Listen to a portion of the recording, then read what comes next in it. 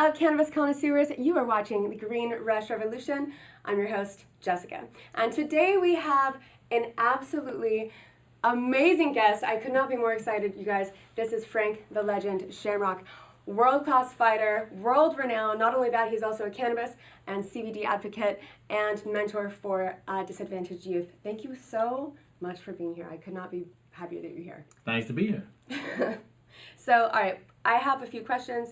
First of all, we were just on IGTV Live together, and that was really cool because we got to make a really cool announcement. Is this when we wrestle? This is when we wrestle. Okay, gotcha. But we're gonna make it look like it's really Should have impromptu. warmed up. We're gonna make it look like it's super impromptu. So Okay. I'll start. This is unchoreographed wrestling too, so. Yeah, it's unchoreographed. So you know. I'm not gonna win. You know, there won't be a rematch. There won't be a rematch or anything. Okay, so your involvement in the cannabis industry. I know some people know a lot of people know your history. I mean, I would say anybody in MMA knows your history. But you now have a career in, not only in cannabis, but also working with disadvantaged youth that kind of grew up really similar to the way you did. Yeah. Can you tell us what you're doing now? Sure. Well, in the cannabis space, I've been an activist for, it's about 12 years now. Yeah, about 12 years now, since I retired. You know, as a user, I use cannabis every single day of my fighting career. It was the best medicine I ever found for pain and, you know, anxiety. I had a ton of anxiety. Cage fighting is not like a, calm thing to do. So a lot of trouble sleeping. Like it's very terrifying to go out and fight in your underwear in a cage. So, right.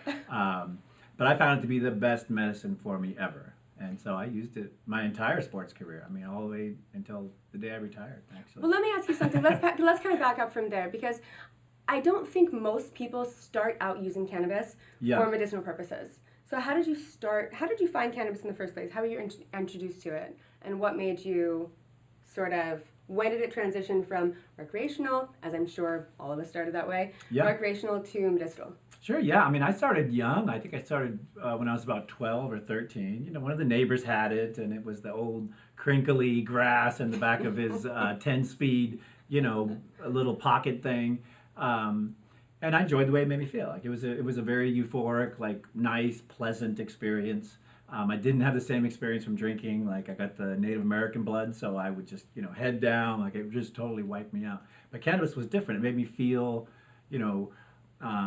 inspired and kind of heady, and my body feel good. So it was pure recreation for me until I got in my 20s. I started training in martial arts when I was 21 years old. And from about 17 to 18, I didn't do it, but only because I was in jail, so I didn't have the opportunity. But once I got into the fighting, it was just every day you're exhausted and you're beat down and you're thinking about the next training session or you're preparing for a fight, and it's just this, heightened level of pain and anxiety. And all my mentors and all my coaches were like, "Oh, take a pill, do this, do that." And I, when I took it, it didn't feel good. Like I didn't feel physically well. And then the next day when I would train, I would feel lethargic and my mouth would be dry, and it didn't feel like a good medicine. Right. And so, it wasn't until I got a little bit into it that I started smoking again, and I just instantly, felt more relaxed and felt, more rested and felt better, with anxiety and fear. And it increased my appetite. Because one of the hard things about training so hard is your body feels yucky. And so you don't want to eat. And this is what a lot of medical cannabis patients that are, that have, like cancers and serious ailments, like they're like, dude, we don't want to eat. Like we don't feel the desire to eat. Right. And so that started affecting me. And, as soon as I smoked cannabis, it changed it. I'd be hungry, I'd be relaxed, I'd be comfortable. And I credit a lot of my success in fighting to having the availability of, being able to take that medicine. Was there ever a time that you tried not to smoke? Because it's one of those things that gets a bad stigma. Nope. And people try not to drink. Never tried it. I never tried not to. No, it was not on the list. It was not a problem. And this is there wasn't testing back then. Like it wasn't, you only had the test after your match. When did they start doing real testing in UFC? Or MMA or in general? It's really about, there's always been some level of testing. right? So, I mean, I started in the 90s, so there was always some level of testing, and it was mainly for like cocaine and steroids, and then, Right. cannabis was always on that list. Right. But even, especially back then, there wasn't, it's really recent now that we have testing that can show how recently you smoked. Right, yeah. Well, the science has caught up with the science. Like, right. It's much more scientific now. Back then, you had one test after the fight. You had to make sure you passed. 2 weeks ago or 3 weeks ago. And I would. Like, I would stop. You'd still show up positive. Well, when you have low body fat and you are processing a lot of water through your body, because it's fat and water sort of connected, that it remains in your body. Mm-hmm. So, if you're a super athlete, if you're in great shape, it won't remain in your body for long. For the most basic tests. They have the hair test, they got all these different levels now of science, and it'll show up there. But on a basic P test, 2 or 3 weeks, sweating good, working out hard, like living a very active and, physical lifestyle, it passes through your body very quickly. What do you think the reservation was? Like, why was it so massively important that people did not smoke before they fought, under any length of time before they fought? Because, I mean, you guys are given, when I say you guys, I mean professional athletes in general. I thought you said men. I was like, what? You, men. Professional athletes in general, they're given anti-inflammatory drugs and Xanax and Vicodin and, all of these Ambien and all of these sleep aids and everything else. And, it throws your body off homeostasis, then you're chasing some sort of you're trying to treat the symptoms from the last drug. And it's this ever-going cycle. Why such a pushback on cannabis? What do you think the root cause of the pushback against this particular drug, especially in sports, has been all this time? 100% the illegalization and the positioning of cannabis as a drug. And that really has very little to do with the effects of it. It had much more to do with immigration, social change, and all these different social factors that made it a target. And then once it became federally illegal, just go down the chain. Nobody can test it. Nobody can use it. So, it was listed on the same, line item as a Schedule 1 as heroin. Yeah. So that was people's mindset. Isn't and that it was that for incredible? 50 years. That's how it's been. A Schedule 1 drug goes from Schedule 1, it's just as bad as heroin, ridiculous. you guys. It's just as bad as heroin. Goes to, I take it to go do yoga. I give some how CBD to times my have dogs. changed. Right. Yeah. And I mean, like, the famous John Mulaney goes, enough people sort of knock down the door of the government long enough and goes, hello, excuse me, and eventually they go, oh, okay, fine, here you go. And it's just funny because that's just kind of how it happened. Yeah. People bugged enough and people were using it enough recreationally that they just kind of went, we can't control this any longer, fine, have it. And I also think social awareness. Before people are like, oh, I'm going to, end up on the streets and like all these things. And they, people realize it's a great medicine. It's not a gateway drug. Like people realized that what they were being told was not exactly correct. Right. And when you look at the irony of the federal government holding a patent on cannabis as a neuroprotectant, but at the same time saying it's federally illegal, there's obviously, a confusing message there. Yeah, no, that's a huge point. Like, it's ridiculous. Like, it's insane. Let's talk about that.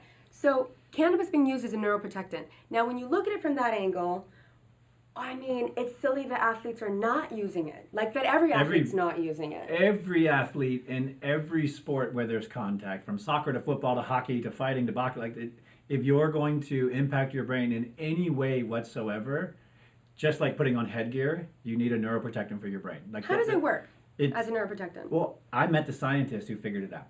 So... can you call him? I'm kind of a nerd. Yeah, cool. I probably still have his number, right? So here's how it happened. I was giving a speech. He happened to be in the same building. And, I've heard about this patent. And I know the number. I've heard all these different things about it. And then I realized that guy was there. And so I was like, well, I'm going to go talk to him. Like, I need to understand how he got from point A to point B and filed this patent. And he was hired by the government to study Agent Orange and the effect of Agent Orange on the brain. Yeah. And in his study, he's like, well, this, that. He put some cannabis oil in there, and he's like, wait a minute. The oil is protecting the cell, not destroying it. Whereas Agent Orange was like melting the brain cell. And he's like, what's going on here? So he just took that data and went, okay, well, let's study it and figure out what's going on. And the result was it protects the cells of your brain. So when did you figure that out? It's been years now, 30 years or something. This patent's been in existence. It's been a long time That is since incredible. they have had this information, and have not changed the law. That's Why do what's you think they so didn't change it? insane. Because, the reality, I travel all the world. I talk to everybody about this idea in cannabis and as a medicine. And, when you talk about the length of time in marketing, that people were told this was a bad thing. I mean, I'm 48 years old. I remember sitting in school and drugs are bad, cannabis is bad, like it's gonna turn you into this, make you do this, make you crazy. You're gonna think your glass is orange juice, like right. There's always some so it just weird. The marketing has been so directive into, defining what is bad and what is bad about this. Right. And that law has made it illegal to study it.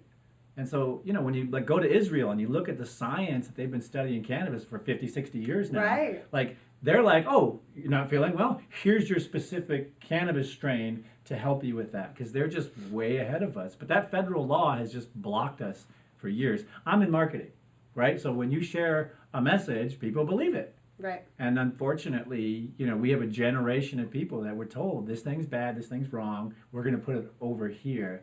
And it's taken a new generation to be like, what are you talking about? Right. And this is the new generation. Yeah.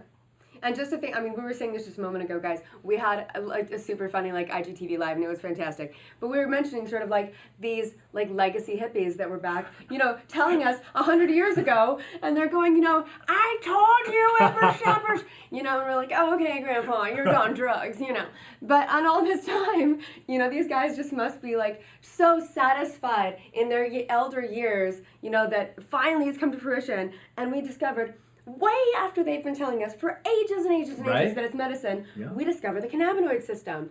And lo and behold, like you said, science finally caught up with the hippies. Yeah. And, well, damn, they proved us, we were wrong. Not I was wrong, I was right. But they were proven right this whole time, which is incredible. Let's talk about your career and using cannabis during your career. Now, you said that you used it every day. And I know that you don't. I know every single day, no matter what. I know. So, okay, the difference between using cannabis while you're training versus while you're actually fighting versus while you are recovering. Yeah. What is the use difference, and how do you feel? How the hell do you feel while you're fighting on cannabis? I feel like the whole bit slow motion. Oh no! Oh god! It here's comes. That's how the Matrix came about. You're like, whoa, it's happening. No, I never. A fist like this. I never used it while I was fighting. So I never used it before I went into a match, and for two reasons. One, you get super hungry, and that would. I'd have to stop and eat right in the middle. No, I had the test, and so. Back then, it was a big deal. It was a major problem. It was a federal law. It was a big problem if you're trying to build a brand, and in my, case, help build a sport. And so it was something I knew I could never, break. I could never break that law or break that rule and get in trouble for it. So I was very conscious of that thing.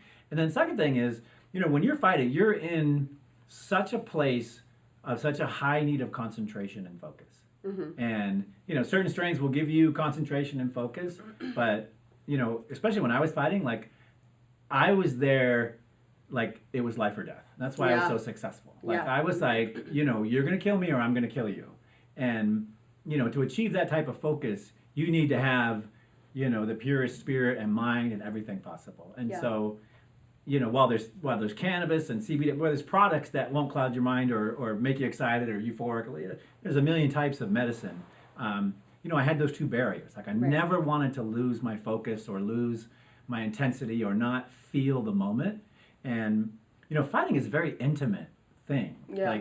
You can feel their energy. You can feel them breathing. It's so intimate, and you can't see it from the outside. But I have great respect for all the people I fought because I feel their spirit, their human spirit. And then, of course, my job is to break that spirit and crush them and make them feel terrible about themselves. But, it's like this spiritual exchange of information. And so I just never wanted to cloud that in any way I just never wanted to mess with that, And then I could never, ever do a dirty test. And so that was the biggest fear. But, but before, all day, every day, after, the second it's over and the test is done, absolutely. Well, especially when it's scheduled as a Class A drug in the first place. That's a problem. And if you're doing a Class A drug, how come I can't do heroin? Right. It's it kind of gives not a gateway, it's not a gateway drug in itself, but a gateway for somebody else to have the same excuse, hey, how come he's okay with doing that Class A and I'm not okay doing this Class A?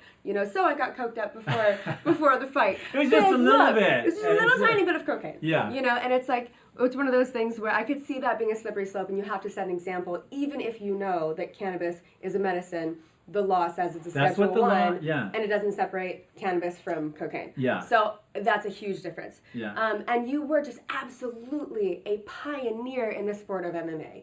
Like, I've kind of had this discussion with, growing up, I had this discussion my whole life with my dad, my uncle, and everything. I remember watching, as a kid, watching MMA fights. And it was kind of more along the lines of, it was almost like Street Fighter, where they go, this guy is BJJ and judo, and this guy is Muay Thai with a Greco-Roman wrestling background. Let's see what happens if they fought together. Not one guy that kind of cherry-picked the best pieces out of all the different fighting styles. And then you come around and go up against Bas Rutten in frigging Japan and won! Yeah. Holy hell, just this new kid straight out of the gym. Tell us about the fight with Bas Rutten, and first of all, were you smoking weed when you were? Of course, yeah. But Japan. Well, let's talk about Japan. Okay. In Japan, it is highly illegal. So, yes. Federally here, problem. You're going to get in some trouble. You probably go to jail. Over there, they'll kick you out of the country for 10 years. They kicked Paul McCartney out of the country. John Lennon or Paul McCartney. They will kick you out. And Sounds so like Lennon. that was another barrier where I was like, wow, I can never go here and do this. So on my Japan, trips. It stopped at the gate. Like when everything stopped when I got on the plane. Were you a fan of before you actually got into the sport and started training in the sport? Yeah. You know what? Let's take a little rewind. Because I'm catching myself very quickly wanting to get into a conversation about what I already know about you and just kind of having a lot of fun doing this. But let's talk about, I think I know. But let's talk a little bit more to the audience for people that might not know. Yeah. So first of all, do you mind getting into a little bit how you grew up and how you got into MMA in the first place? Sure. A little bit maybe about Bob Shamrock and how that all happened. Sure. Yeah. I became a ward of the state when I was 11 years old. And here's the big lesson there. When I was 10 years old, I threw rocks at a train, which unbeknownst to me is a felony in the state of California. Big no-no, which they quickly explained to me. But it was when I went to juvenile hall for the first time and when I was 11 that I started realizing like some of the things weren't normal in my household. Like I was living in the backyard, I was being locked in closets, and I had all these instances of abuse that were happening to me, and I never knew they were wrong. I never knew why I had emotional issues and why I had anger and why I had all these other social problems going on, including schoolwork, and like I had all, I was always getting kicked out of stuff. And you find this out when you go basically into juvie, and the other kids are like, "That's not." I'm asking I'm asking the bad kids how they deal with this, and they're like, "What are you talking about? That's child abuse." I was like, "What are you talking about?" Meanwhile, you're there for throwing rocks at a train, and you're going through living in the backyard. Yeah. So I did. It was like a wake up call for me. Yeah. And then, getting in trouble didn't scare me, and going to juvenile hall or jail didn't scare me. Like I enjoyed it because it was the first time I was out of my abusive household. Wow. So I didn't think anything of it. Like I was excited about the journey, and then I had this great counselor who genuinely cared, and I told her my story. Hey, this is happening, and she goes, I don't believe that. Like she just didn't believe me because it was it was unbelievable what I was telling her. She's like, that can't be true. She's that like, must have really kind of formed the way you talk to authoritative figures. Oh yeah, it made me How do you be honest angry. with somebody? This is the person that I'm supposed to be honest with, and then they don't believe me. Kind of teaches you to shut your mouth. And but I think, being a bad kid, there's a lot of storytelling that goes on, and a lot of it is not true. Mm-hmm. A lot of it is, seeking attention or making up stuff and saying I didn't do that. And I think and I was the worst criminal because I got caught for everything. But I think I think it was too much for her to process. I think she was like that, like really. But she told me one good golden piece, which was, listen, if you keep doing this stuff, you keep committing crimes, they're going to take you out of your home. And when she said that, do you think that she meant it as kind of a wink word of advice? No, I think she meant it as like, you better clean up your act. Like, you better get your shit together. And you were like and I took it the other way. I was like, okay, this is how I do it. Right. So I went home and just started like committing crime. I felt like I had some control, and I had this this idea of how to get out of my home. I mean, I was Right. 11 years old. You Yeah. don't know anything. You only know what happens in your world. So I just doubled down on crime. Like I did every crack. I just kept going until they came and took me out of my home and sent me back to juvenile hall.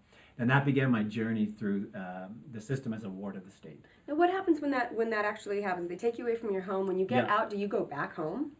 Some people do. But I kept committing more and more crimes. And so what happens when you do that is they just keep putting you into more secure institutions. So I started in wow. the crisis center and the foster home, and then I just kept working my way up because anytime I didn't like something or it didn't work out or I was uncomfortable, I didn't have the tools to express myself. So you throw another. So I had the one tool. I was like, oh, the crime. The girl told me, like, here I go. So I would just commit more crimes. And then, they'd send me back to juvenile hall. All my friends, all the guys that I liked, the Right. people that looked after me, I was very comfortable there. Yeah. And then they'd send me to a new institution. And so I just kept doing this until when I was 13, I ended up at the Shamrock Boys Ranch. And that's where I met Bob Shamrock, my first mentor, the man who adopted me, and really gave me the principles that I live by today. But that was a boys' home for. That was a boys' home. Okay. Yeah, Okay. it was the last stop before youth prison.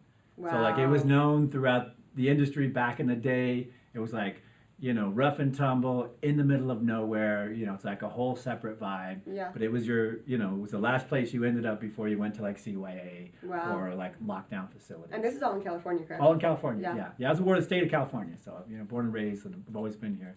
But Bob had a different way of going about things. My dad, I never knew my dad. Still to this day, he's passed on, but I've never had a conversation with him. Like he's never been in my life, so I never had that father figure, that mentor, figure to sort of guide me in my journey. Mm-hmm. And my figures were from the street.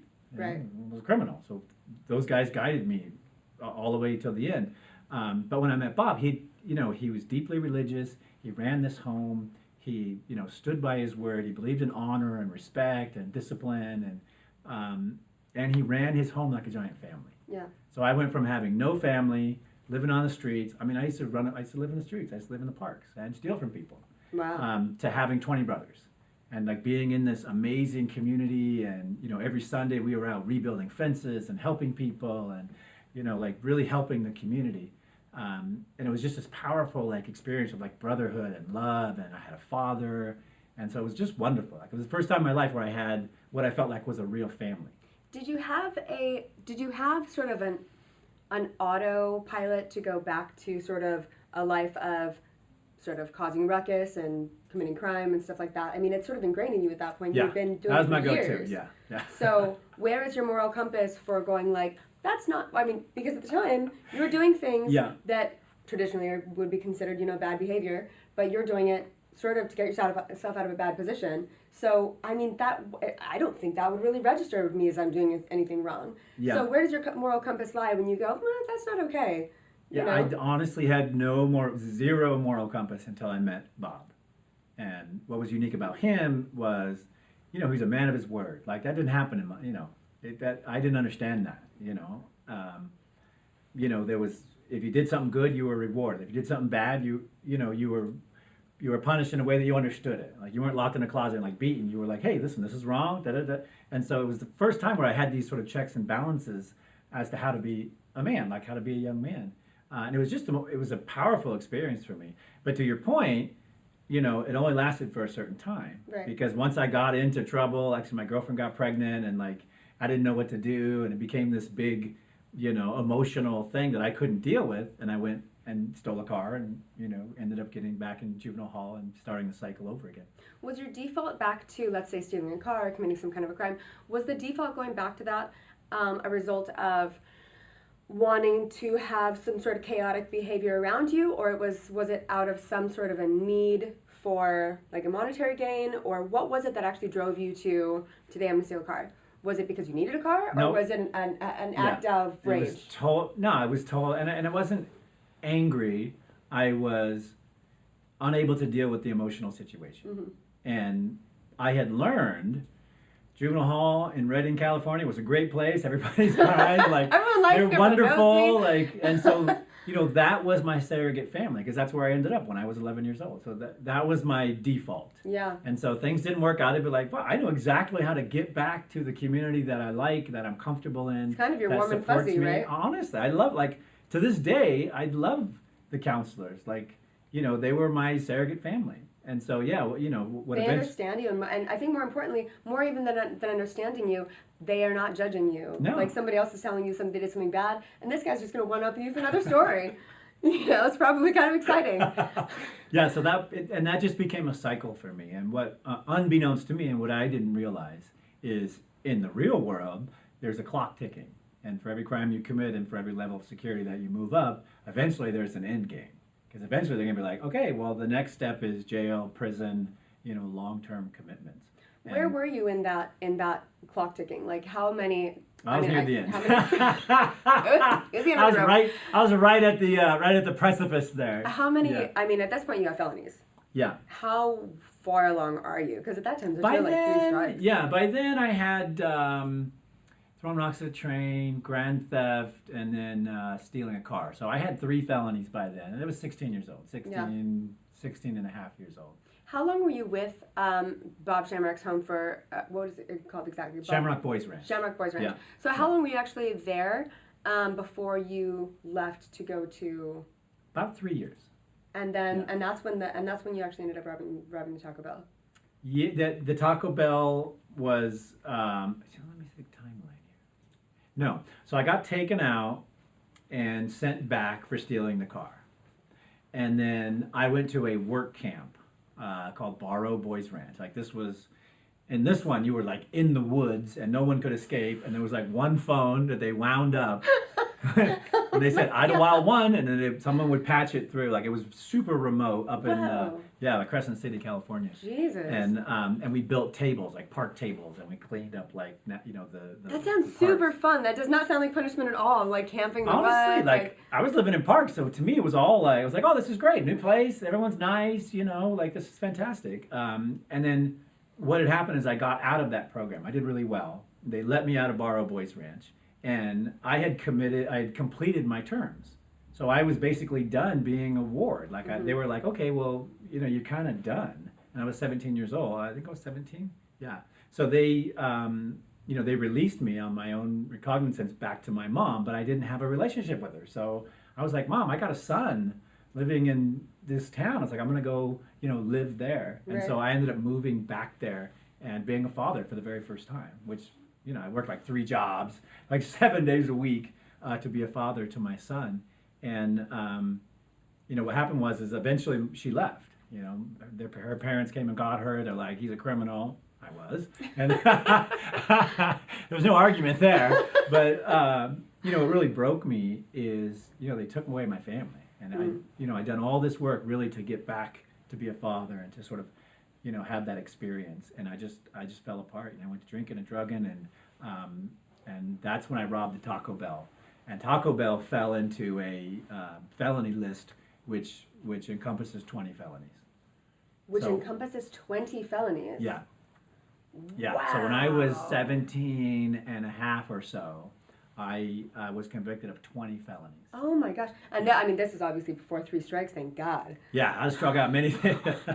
Jesus. I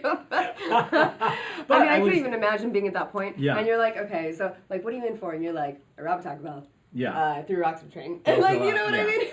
Yeah. It's like the list is just. Yeah. Anyway. And it's really sad because I literally got caught for everything. Like it wasn't like a good, I wasn't like a planner or like a, like I am now. Like I'm all, scientific. I was nothing like that. So it was, But to some extent, was there a point when you kind of wanted to get caught because that would get you out of bad situations? It was all about getting caught. Like I never thought about. So you weren't actually a bad criminal. You were great at getting caught for minor crimes because it got you out of bad situations. I don't know. I think the basis of being a criminal is you got to not get caught. Because otherwise you're just like a knucklehead or you're making mistakes or whatever. So but realistically, if you want to get out of a bad situation and you know that the most minor crime that'll get you out of it. Well, I went big. Sounds like a good. Like I went, I've always been a high performer, so I went for the 20. I went for the giant. And there probably was more that they could have got me with, but I think they just ran out of energy. Right. And then what happened was in that space of time, I had married my first wife because of my son and wanted to have a family, and I instantly became an adult. So I went from being a child and being in the youth system. When I got the next set of felonies, they tried me as an adult because I was an emancipated minor. And so it was like, boom, and instantly it changed. Like Yeah. the whole, all the presentation, they're like, no, you're going to prison. You're going to prison for a long time. Like everything changed. And that's when I first started kind of opening up my mind and was like, I think I screwed this up, like majorly. Yeah. And even then it didn't sink in because I'd always, I just told a story. I told them what happened. This is what happened to me. And they'd be like, oh, that's terrible. You need some help. Let's send you here. Let's look after you. Let's do this. There's resources. Once I was an emancipated minor, they literally just, the dialogue changed. You're going to prison. You're going to prison Oh, for a wow. long, long time. And this is what's going to happen. And so they sent me to youth prison. And I did not fit in there because there was a bunch of kids. Nobody had the life experience that I had. Yeah. I knew how to live on the streets and be a dad. Like I knew all these things. And I realized that I wasn't going to survive there. So I transferred myself to adult prison. You transferred yourself to adult prison. Yeah, because I turned 18 in youth prison. And then Wow. for two reasons, I realized I couldn't stay there because, everyone was like a gangbanger and everyone was like, from the city streets. I was from like the country streets. And so I didn't have like a culture of, community, like get together and defend things and do things. I didn't have any of that. It was just me. My mission was to get home to my son and be a father. That's what Bob taught me. And, I realized I couldn't survive in that environment. So once I turned 18, I transferred myself to adult prison. That was a funny conversation because I went and told the counselor, I said, hey, listen, I'm going to transfer myself to adult prison. That's He's like, a crazy what are you talking conversation. about? It's like, they're going to kill you. I was like, man, I've been living on the streets my whole life. Yeah. Since I was like 10. I'm not afraid of that. Yeah. But what I am afraid of is, not being able to get close to my son, like not being able to support my wife. And when you go to adult prison, you can work and make money. It's like 11 cents an hour or something crazy. But still, there was a chance for me to be a father and provide. And so, I moved myself to adult prison. So at this point, you've been basically under Bob Shamrock for a relatively short period of time, and then become a father, and then taken on a role as a father. Previously, having had not a very good experience with a male role model whatsoever. So where did you get the instinct to go, I'm going to get my shit together and become a dad right now? It was all from Bob. Like, in that short of amount of time, he just showed you in a couple of years, what a man should be. Absolutely. That's because he incredible. had it wasn't just me. There was 20 kids there. It was 20 boys. And we had our own football team, basketball. We had our own, mob. But he ran it just like a family. Mm-hmm. He's like, okay, here's your chore. Here's your thing. One of the things he did was like, if you didn't get out of bed by 7:30 to go to school, he didn't come bother you. He would take a bucket of cold ice water and sneak up on you and throw it on you. It's not bothering at all. Right on your bed.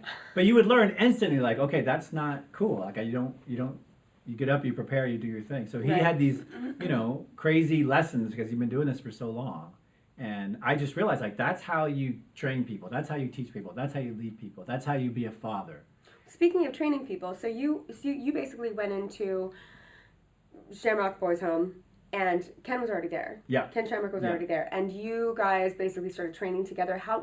When did MMA boxing community, or just the lifestyle, or even just looking at somebody looking at a fighter as something to look up to or aspire to? Where did that start? Ken had already left when I came in. So Ken had left to go to college, and he had a football scholarship, and he was Ken was the toughest guy in our town. Like, he was legendary tough. So, but Bob had this kind of, Bob's belief was you build your body, your mind, and your spirit. And through sports and fitness, like, you can build yourself up, right? So it was always like, lift weights, build your body, build your body. But you had already been doing that, right? I had, yeah. I would, but not at the level that he brought awareness to me. Like, he was like, play sports, don't just sit around. Like, he was really into that sort of lifestyle. And this fighting didn't exist yet. It wasn't around. Ken had done like bare knuckle boxing and like squatting at bars, and like he'd done all these crazy things. Yeah. But the sport had never happened yet. He was a huge fan of wrestling. Was a great wrestler, and so Bob was aware of the combat sport of wrestling, and so it hadn't happened yet. When I was there, it hadn't happened. The only thing that used to happen at the boys' ranch is if you had a beef with somebody, you could call them out. And we would go into the swimming pool and give you boxing gloves. And there was just one rule, and that was when it was over, you hugged it out. And I you were love that brothers so again. much. And the guys would beat the shit out of each other. And Bob would be like, all right, come on, boys. And we'd all sit around. And guys would just like, crying, clubbing, bleeding. And then we'd hug it out. And they'd be like, all right, cool, it's over. For some reason, that's so endearing to me. I'm like, get him! Kill him! Yeah. But And then, he had cool this, after. he had this, explore your body, build your body, and use sports. And then he had this belief that, hey, you can settle things through combat. Like, this is perfectly normal to do that this way. And, fast forward to my prison years, he never left me. Always wrote me, always visited, sent me care packages so I could do my hair. Like, he was always a part of my life. The role he took on and the promises he made, he never broke up for his entire lifetime. What happened when you were living on the ranch with Bob and you got your girlfriend at the time pregnant? Yeah. I mean, what was his influence on your life at that moment? He was my dad and mentor, and he gave me great advice. He told me what to do, and I just wasn't emotionally ready and stable and educated enough to do it. Because I was scared.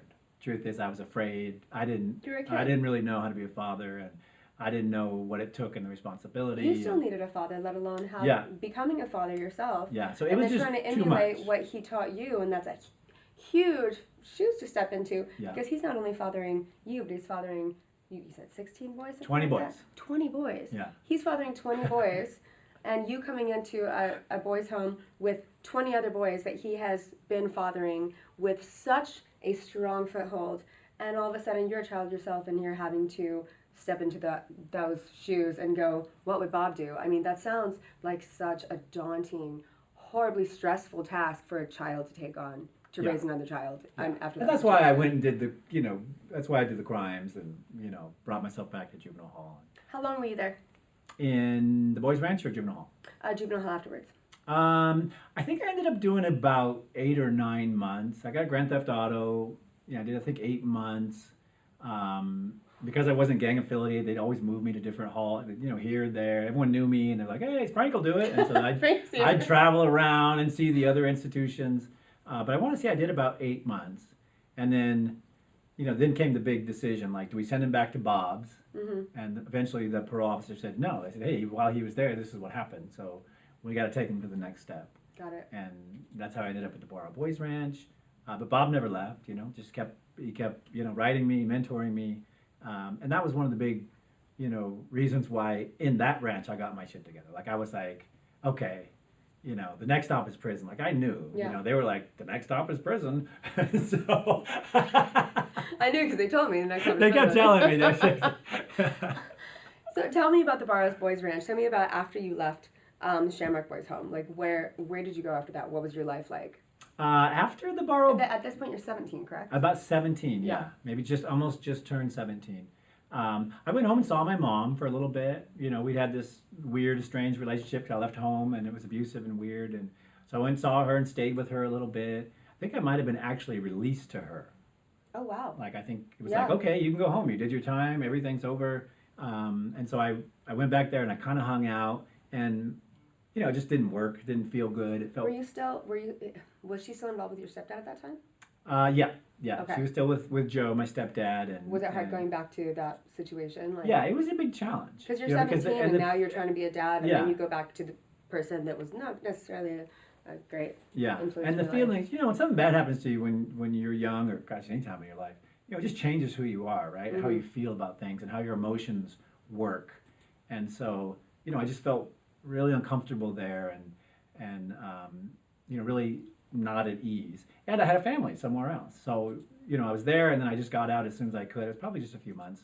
And then I moved back to Susanville and, started being a father. Got a house, like the whole thing. I had the 3 jobs, I was working 24/7.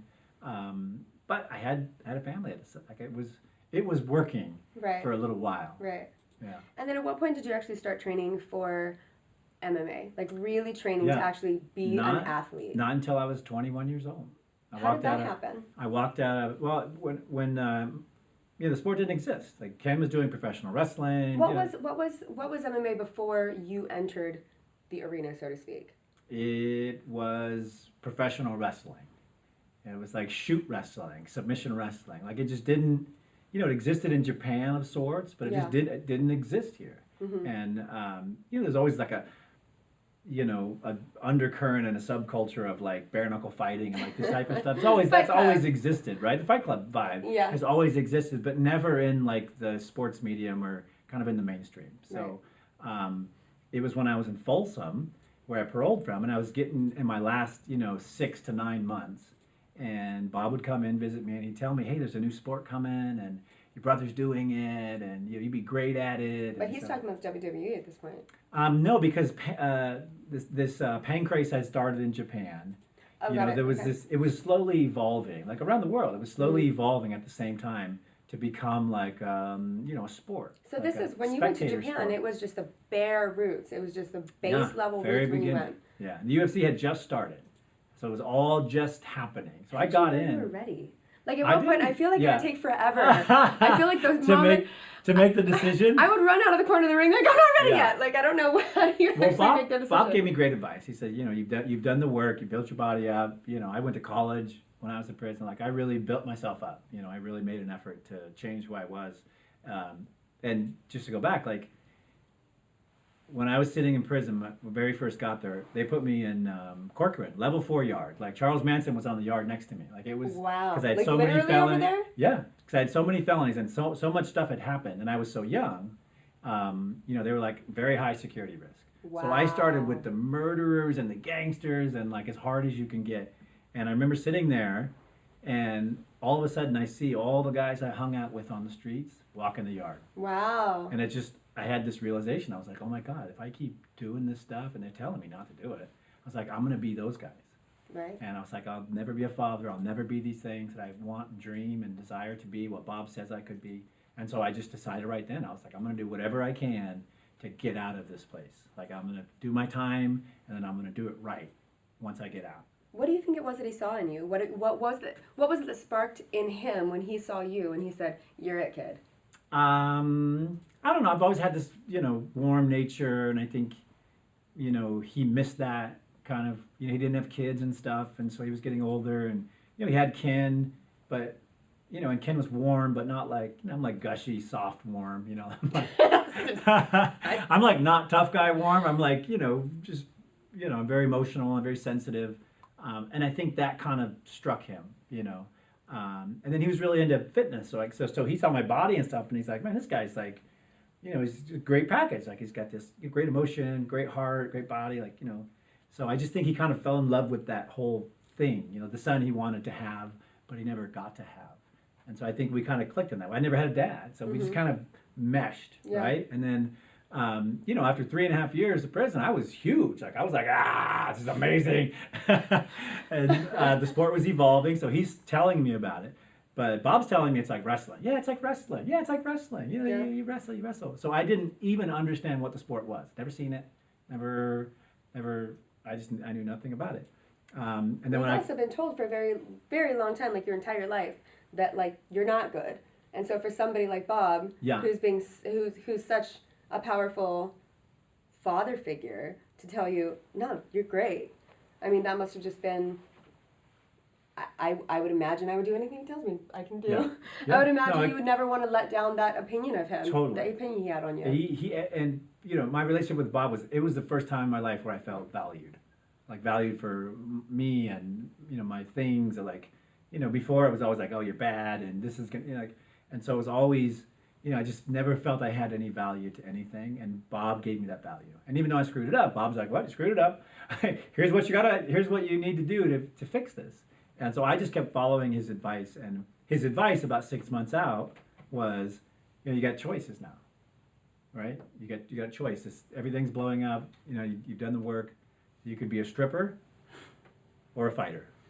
I mean, that's it. So I've been stripping ever since. No. Hence the hair, loving the hair.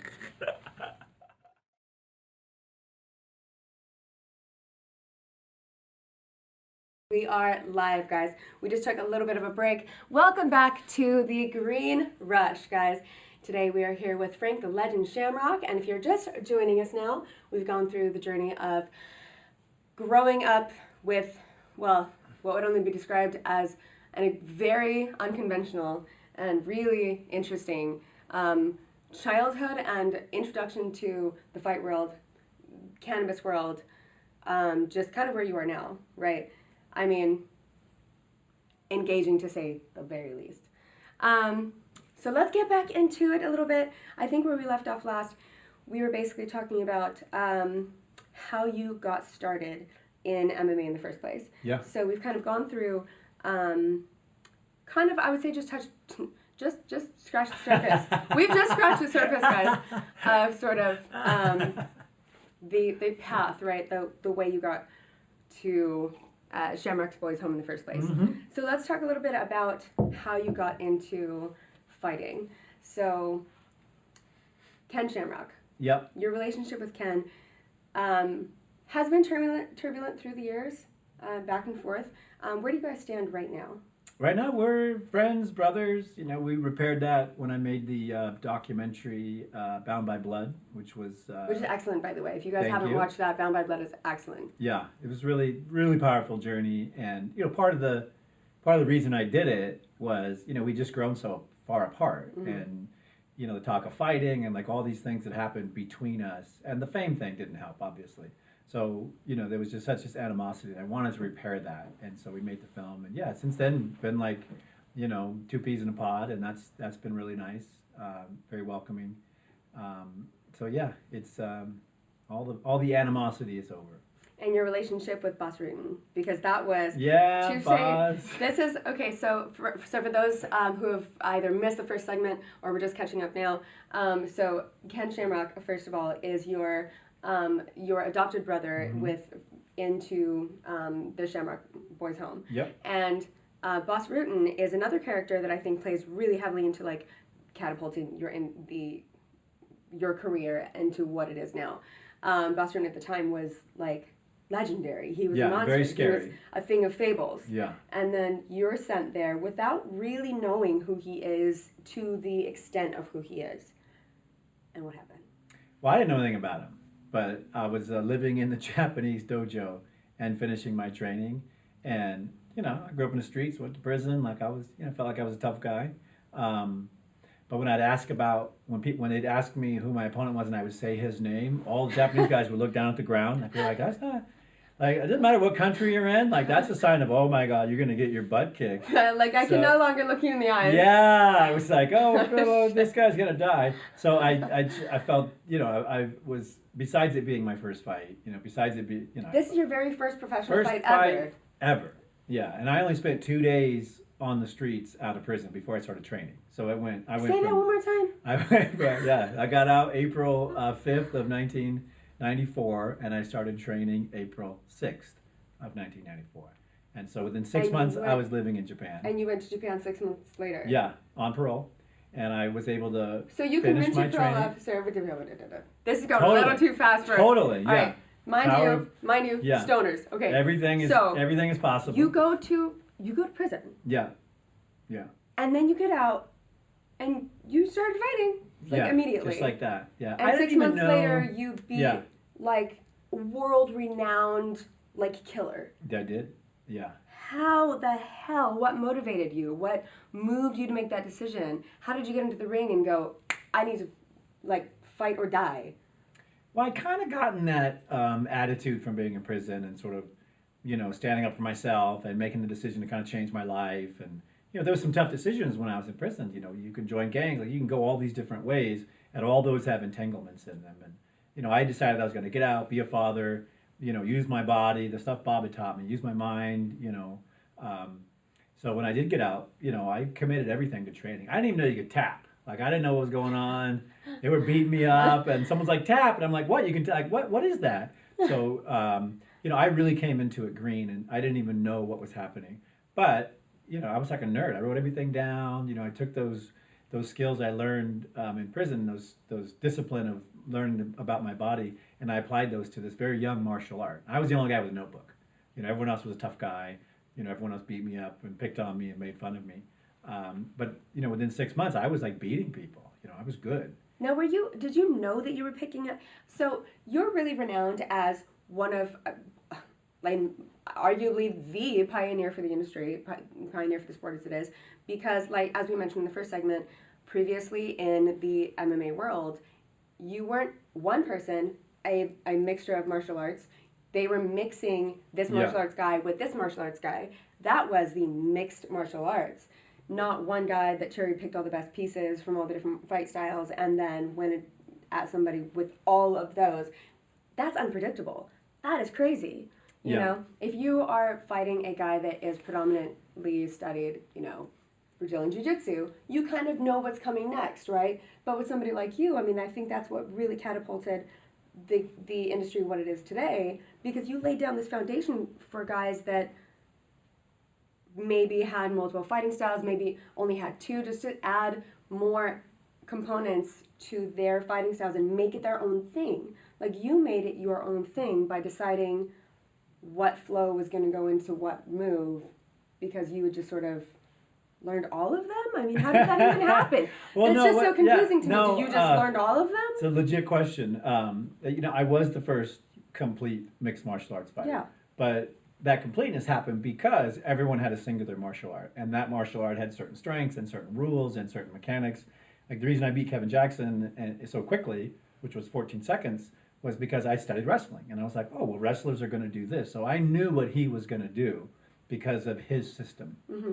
And in that time period, because I had no understanding of martial arts, I was able to only take what works. And that's one of the things Bruce Lee said. You take what works, you know, you flow with it, and you add it to your system. But how did you pick up the pieces? Like, how did you pick up Because if which I didn't, piece someone would works? beat me up. So So I'm like, I'd be like, you- that didn't work. Like, why? Why are you choking me? And I would figure it out. But it was this But is you what, would pick up, like, a move from Yeah. someone you fought?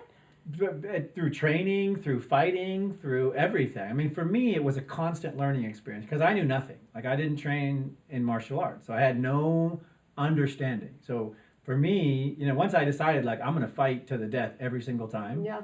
you know, I was always willing to go that extra inch or that extra foot or, you know, that extra minute. And it's those times where you learn stuff. It's those times where you don't give up and you go, I'm gonna figure it out. You know, the human spirit has this, you know, desire never to be crushed. And most people that get crushed at some point go, okay, it's gonna happen. Right. Take me, I'm ready. Right. You know, they let their brain go, all right, I've lost it. And, you know, that just wasn't my mindset. So I always learned. And then one of the big things for me was I started teaching after like 4 months. Wow. So I was writing everything down. I was like a nerd. Yeah. You know, I was like, what is that? Tell me again. And then the thing that helped me the most, I think, was not having a martial arts experience, but growing up on the streets. Because I could tell when someone was lying to me or bullshitting me or didn't really understand what they were explaining to me. Mm-hmm. And I knew about the human body from all the study I'd done in weightlifting and through, you know, just being a nerd. So I'd be like, okay, well, how does that function with the biomechanics? And they'd be like, no, you just hit him. And I'd be like, this guy doesn't know what he's talking Give it all about. you got. Yeah, so I was able to take the knowledge that was important to me because I needed it to survive and then just keep building on it until I had a complete system. And that was, you know, I'm like a nerd, so. You know. Now, at what point, I mean, at the time, nowadays you can find a mixed martial arts studio Yeah, that, you know, whoever the sensei or whatnot is teaching you is cherry picking pieces from all the different art forms. But you did that on your own, and then you started teaching that on your own. Yes. Were there other guys doing that at the time? No. So do you think that your studio was the first one that really teach an all-inclusive mixed martial arts? Oh, definitely, yeah. I know I created the first complete system because now everyone can just go look at my system and be like, all right, guys, here's what we got to do. But, you know, I always equate this to business when I do leadership talks. Like, you know, I use this analogy. You know, I had a chance to work through things. Like, oh, smash, well, that didn't work. Let's change it. Well, in business, sometimes you'll take a hit and you can't recover. Like, financially, you're done. So, you know, being in a martial art, you have a chance to figure out, like, oh, that hurt. I shouldn't do that again. And it's a very much an organic process. But you got to put yourself out there. The hardest part for me was getting this knowledge from people because they wanted to, you know, put their system out there. They wanted to use their idea. They wanted to, you know, guide the thinking, you know, and I had to, you know, ignore all that and just stick with, you know, what are the mechanics? You know, how does it work? How does it work for me? And I had to gather all the information. But yeah, I mean, honestly, you know, I could tell when people didn't truly know. Yeah. And I'd say that was my biggest asset Was knowing from the streets what was the truth when someone said it. When you were training guys at your studio, and you saw guys, let's say, using supplements and things like that, did you ever get into the supplements first of all? And then what did you advise guys that were training under you to take? Did you advise people to smoke, or did you really not talk about things at that time? It wasn't talked about at that time. There was people that did and people that didn't. When I started, steroids was a big thing of the culture. Like, that was the secret sauce that a lot of people used. I never believed in it. I never used it. You never tried them at all? Never once in my life. Yeah. Because I could just imagine the monster that could have, because that's something that really unleashes something in somebody. Yeah. But what I saw, changes I saw examples from the people around me in that, it was a crutch psychologically and physically. Yeah. So, they wouldn't go that extra inch. They wouldn't go that extra minute because those gains weren't really earned. And so psychologically, you always know the truth inside yourself.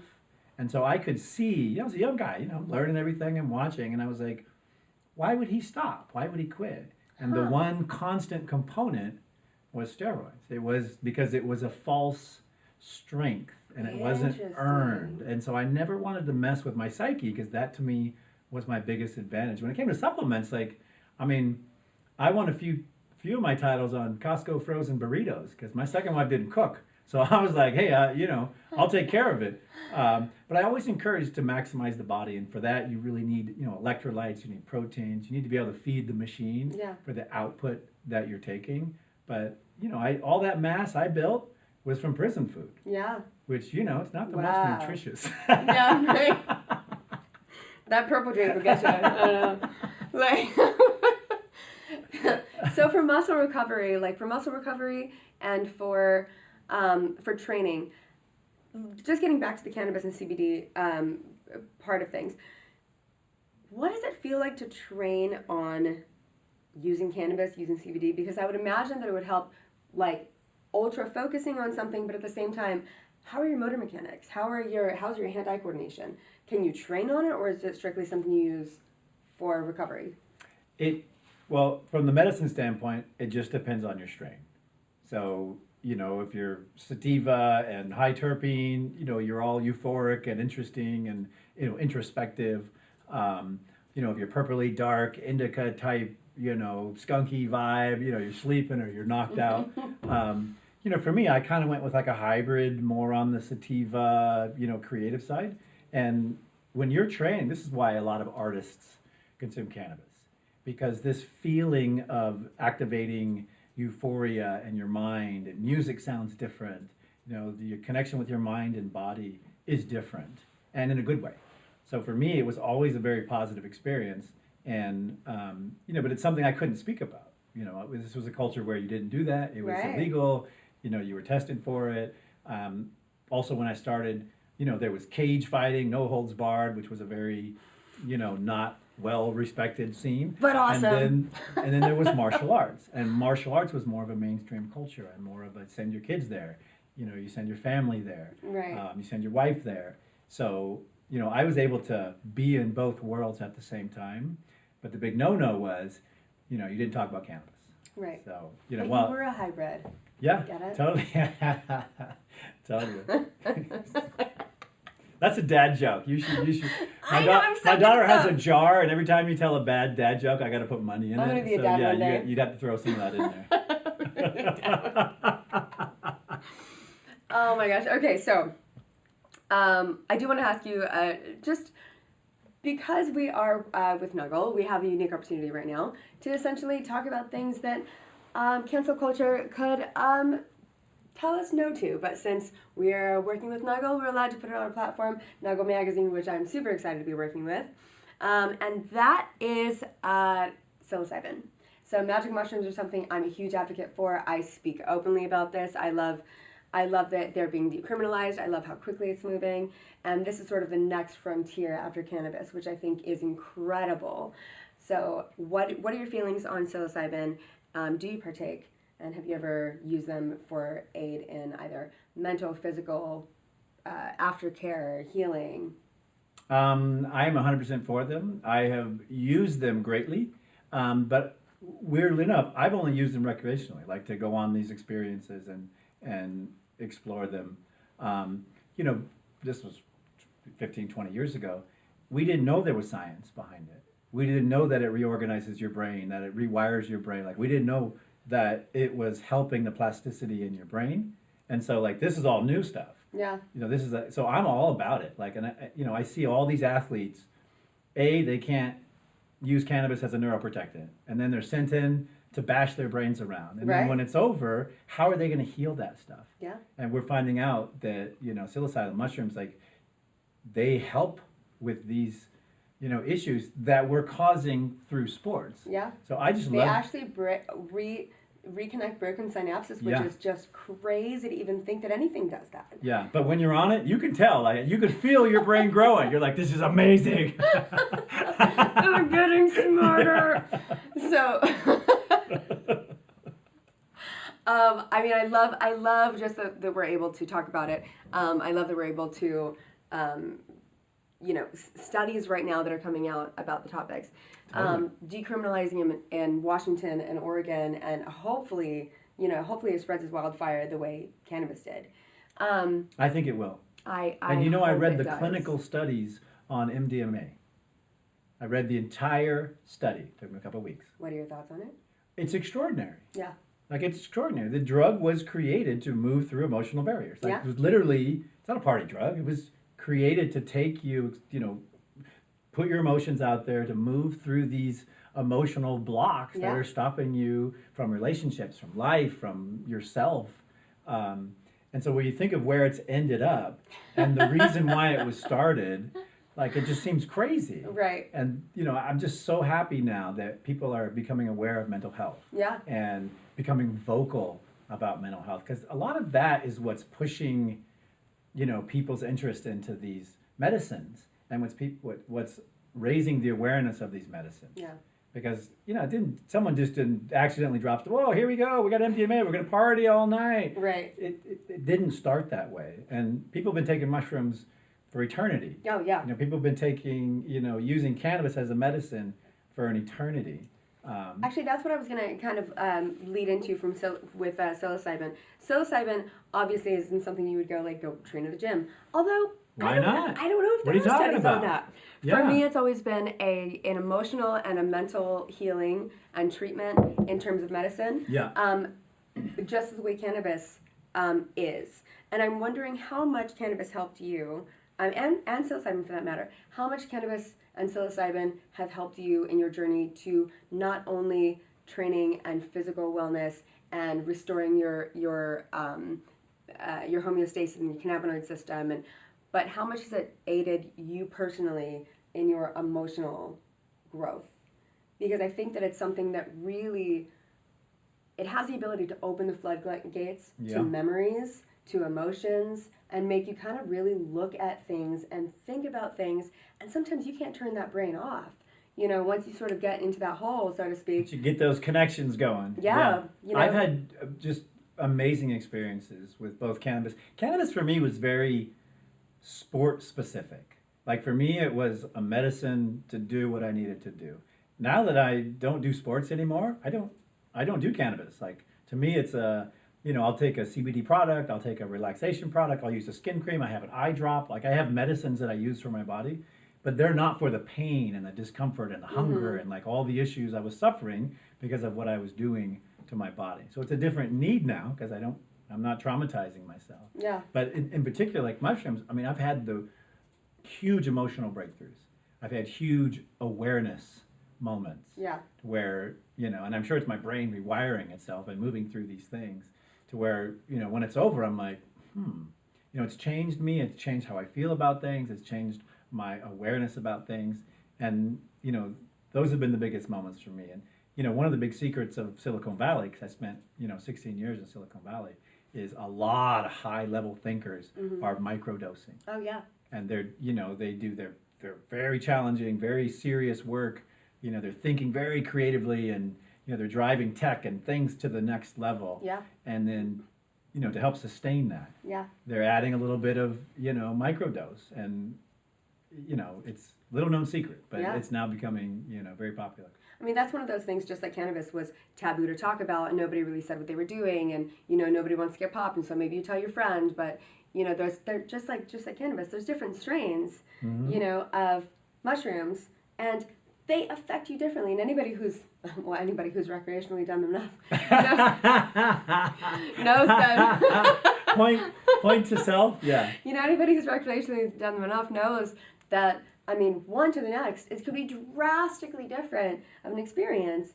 And, you know, I think that the more this is coming to light, and the more light is shed on this subject, the more we're going to be able to dose medicinally, like not exactly in the same way as cannabis has been going, because I think cannabis, you go in and you choose your strain, you choose, you know, your high or whatever, but I'm really waiting for the moment when a homeopathic, you know, doctor will sit down and say, what are you feeling? This is the strain that you need. Yeah. Because that's really what I thought We're getting there. I thought that's where we were going. I thought that where we're going. When they opened up, you know, dispensaries, and they were medicinal dispensaries, I thought were going to be able to go in and kind of get a prescription for what you were feeling or for a social environment. Yeah. And it hasn't quite gone that way yet, so I'm waiting for that day to come. Well, we got to move this federal legalization needle, because until we can study it in depth and get proof and results and have studies behind it, it's always going to be this, well, I think this will work, and try this, and go on this journey. But when you go to get aspirin, you're not like, I think this will work. I'm going to, no, you know what it does. But that's, you know, that's years of study and trials, and we're just so far away from that. Until we cross this line, you know, we're still going to be so far away from that. Well, just speaking about that, though, I don't want to miss this point, because just in January, so whenever you're watching this video, guys, we're in 2021 right now. Wait, we are? February. It is! We made it, guys! So we're finally out of 2020. It is February of 2021 right now. And just this last month in January, they passed a law basically saying that professional athletes, specifically fighters, are no longer going to be penalized for testing positive for cannabis, which I think is fantastic. Are they testing them for alcohol too? You know, I feel like they need to test everybody for alcohol. There should be a total test for it. Here's the thing. Why don't we all just shake hands and say, we're all cool with everything? I mean, you know, extend the court, raise the hoop, 10 feet. We're getting there. You know, but we're getting there. But what are your thoughts on when a fighter should be allowed to smoke marijuana? Should it be if he wants to smoke during a fight, should he be able to smoke during a fight? If he wants to. Obviously not during the fight. That'd be challenging. Light it up, coach. Wipe my head. Give me some ice. It would definitely be challenging. But I mean, should he be able to fight under the influence? I think it's a personal preference. I mean, I have never been higher and more energized in my life than going into a match and experiencing that energy. You know, bearing my soul of going, like, I've never, you know, the runner's high is 100% real. So, you know, pick your high, physical, spiritual, cannabis. Like, I don't think it should matter. Mm-hmm. You know, I think those are just social barriers. Oh, this is what I believe it to be, so this is the thing. But, you know, I mean, we are where we are. I think everyone has a personal opinion about that. There's nothing to stop me from doing 2 shots of whiskey before I walk in there and fight. Really? Yeah, there's zero. So there's no alcohol test. No. There's no restriction against alcohol. About? No, you could. I could have a bottle on the way to the ring, and no one could do anything because it's not against the rules. Wow. But that's the mindset. That's and where the insanity is okay as well. That's Xanax where the insanity is. Yeah, I Xanax could take a bunch of Percocets and be like, "Woo, here we go," with a couple of shots, and I could go out and perform, and there wouldn't be a problem with it. Yeah. But therein lies the problem. Yeah. And I think we talked about it earlier, but like if you're not taking some type of cannabis oil and you're doing contact sports, or you're allowing your son to play football or soccer, or your daughter to play soccer, and they're bouncing a ball off their head, every time you hit your head, you damage your brain. Yeah. Every single time. So if you know that's going to happen, why can't we put a natural medicine in there that protects it and heals it? That to me is the total insanity of all of this. I mean, I think at some point, now, bear with me here, but I think this sounds kind of cool. I just thought of it. I think, so, it's a training program, right? Where You start off with cannabis, Okay. right? And you treat your injuries with the use of anti-inflammatories, CBD, and then recovery, brain recovery with psilocybin, and just one totally. prescription Yeah. from cannabis strain, CBDs through the psilocybin. I mean, like, we're talking about some super athletes here, Totally. right? I mean, I I'm agree. kind of half joking, but I'm kind of not joking. Yeah. Well, there's a reason why these plants grow on Earth.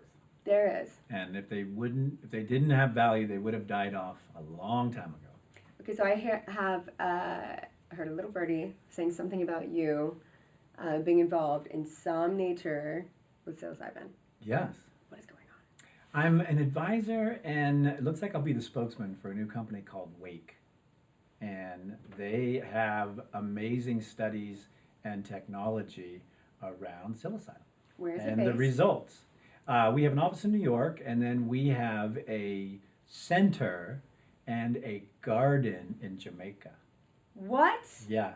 And we have rights to import and sell. So our and next we're live is going to creating- be in Jamaica. Oh my God. Oh, we're totally going to Jamaica on a journey. Because what I want to do is take like 5 of my friends from all different worlds and have them go on an experience and have them learn about the medicine, try the medicine, and then, sit down with them afterwards and see the result. Like, see their change, see their, like, hear their emotional state. Like, have them tell us how their journey was. That sounds absolutely Yeah. incredible. Like, that's kind of been I'll be like, like the ringleader. yeah, that's like a fantasy of mine. It's just like being able to openly talk about it and being with other people, introducing them to it and having them open their eyes to this whole thing. I mean, what an amazing journey. What an amazing, amazing journey. Going from the legacy market, yourself being before the sport ever started, right? It's just you personally, you started in MMA before MMA was what it is today. You pioneered the industry, right? Now you're at the forefront of cannabis, really the green rush revolution, like the real gold rush, And and now that it's still the Wild West, you're pioneering your way into the psilocybin world. I mean, really, you are just keeping a nose on every monumental position you could possibly have gotten yourself into. I'm kind of a nerd. This is amazing. Yeah. It's amazing. Nerds rule the world. I'm Okay. also in fintech, blockchain, cryptocurrency. Stop it. I Okay, last thing that I really want to touch have a on. lot of things I like. You are working with I'm going to call it a group of disadvantaged youth. that I'd have say basically they're been- properly disadvantaged. Okay. I want to say in the They're actually politically doing correct term. time as we speak. Yeah. So what are you working with right now? What is this? Well, my dad passed away, Bob Shamrock. I looked for a way to honor him, and what we ended up doing was starting our family charity, Shamrock Way. And so we identify at-risk communities and at-risk groups. So it's anything from battered women to homelessness. And for a long time, we ran an after-school program. Well, when that shut down with COVID, we were looking for a way to engage that group of people. So we launched a campaign called, it's literally called Youth Outreach Campaign. And we hit up all the institutions, all the juvenile halls, and all the pre-detention facilities. Yeah. And we speak with them. I show up virtually and Wow. I speak. And, I tell my story because I sat in their seat. And I've had hundreds of people come in front of me. And every time I was like, oh, this guy's boring. And, he has no idea what I'm feeling. And what's like, so no one ever touched me. Right. Because no one had ever been through what I've been through. Right. But I know what those kids are going through. Yeah. And so we have a program where, it used to be I'd speak at juvenile hall, you raise your hand, we'd pay for your martial arts education. Now, what I offer them is leadership advice, mentor advice. They can write me, I'll write back. Wow. Their goal is to get their life together. And when they get out, all they got to do is contact me, and I'll help them, I'll mentor them, I'll put them in martial arts. Wow. And if they want to continue on and fight and, have a career in martial arts, I help them and I guide that. What a beautiful way to honor your So dad. cool. Yeah. It's Really. Genuinely, at the beginning of this year, I was like, what am I going to do? I'm talking to corporations, I'm doing all this stuff, it's making money, but it doesn't feel, like I'm doing something of real value. Right. This really feels like, I'm doing something of tremendous value. And I Yeah. know that these kids will become successful. You know, Well, all they you're- got to do, because I talk to them like Bob did. Get your shit together, or Right. don't call me. You are literally and figuratively giving them the fighting chance that you were given. Yep. And that is incredible. Bob, I think that our time is up. I could talk to you all day, and I just wanted to say thank you so much for being here. Absolutely amazing speaking to you. You're welcome back anytime at all. My pleasure. And thank you so much. My pleasure. And thank you guys so much for joining us. For Green Rush, I am your host, Jessica, and we will see you here next time. Bye, guys.